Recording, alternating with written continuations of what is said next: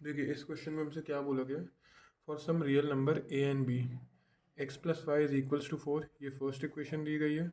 और second equation क्या बताई गई है, a plus 5 into x plus B square minus 15 into Y is equals to 8b, ये सेकंड इक्वेशन है।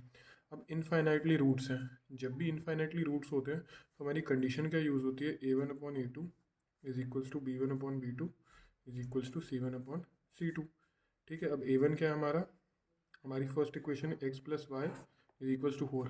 a1 b1 और c1 ये सब न्यूमेरिकल टर्म होते हैं, इधर कुछ नहीं है तो 1 होगा, इधर कुछ नहीं है तो 1 होगा, इधर तो 4 है तो a1 के बदले 1, b1 के बदले 1 और c1 के बदले 4। अब a2 b2 क्या है हमारे, ये दूसरी इक्वेशन दी गई है, a plus 5 into x plus B square minus 15 into Y is equals to 8b। तो हमारा ये जो टर्म है x के साथ, ये हमारा a2 हो जाएगा, मैं यहाँ सब्सटीट्यूट कर दूंगा। जो y के साथ टर्म है वो b2 हो जाएगा, और जो हमारा c के लास्ट 8 के साथ वो b, ये लास्ट टर्म है हमारा c2 हो जाएगा। ये हमने टर्म्स लिख दिए हैं।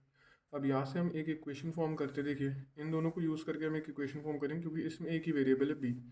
तो इसको जब हम लिखेंगे ऐसे, तो ये इस तरफ आएगा, एक से मल्टीप्लाई होकर 8b बन जाएगा, और वहाँ पे 4 इंटू बी स्क्वायर माइनस 15। इसको हम फर्दर सॉल्व कर लेते हैं। 8b is equals to 4b square minus 15 4 ज़ा 60, 4b square minus 8b minus 60 is equals to 0। इसमें से 4 कॉमन आ जाएगा, तो क्या बचेगा, B square minus 2b minus 15 is equals to 0। ये आपकी एक क्वाड्रेटिक इक्वेशन बन गई। इसका आप सॉल्व कर सकते हो स्प्लिटिंग द मिडिल टर्म से।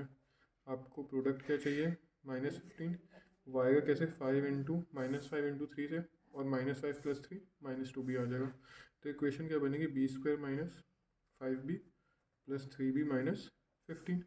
इसमें से कॉमन आउट कीजिए terms, b minus 5 plus 3 b minus 5।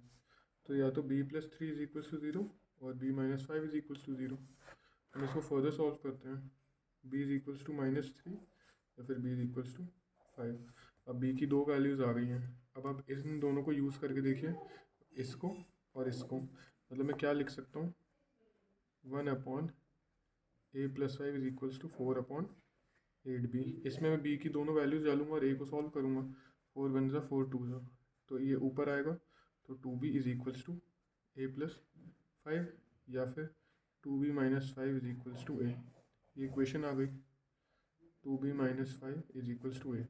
b की एक बार -3 डालते हैं, तो 2 -3 -5 तो हो जाएगा -6 -5, तो a की वैल्यू एक बार आई -11।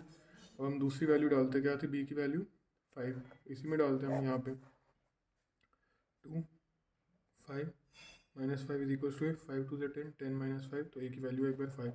हमें ए बी की मैक्सिमम वैल्यू चाहिए थी। अब a इंटू बी, एक बार हमारा a आया -11 और b था -3, तो ये आएगा 33। और एक बार दूसरी तरफ से सॉल्व करें तो 5 इंटू 5 तो आया 25। कौन सा ज़्यादा बड़ा है, ऑब्वियसली 33। तो इस क्वेश्चन का आंसर कितना होगा, मैक्सिमम वैल्यू 33।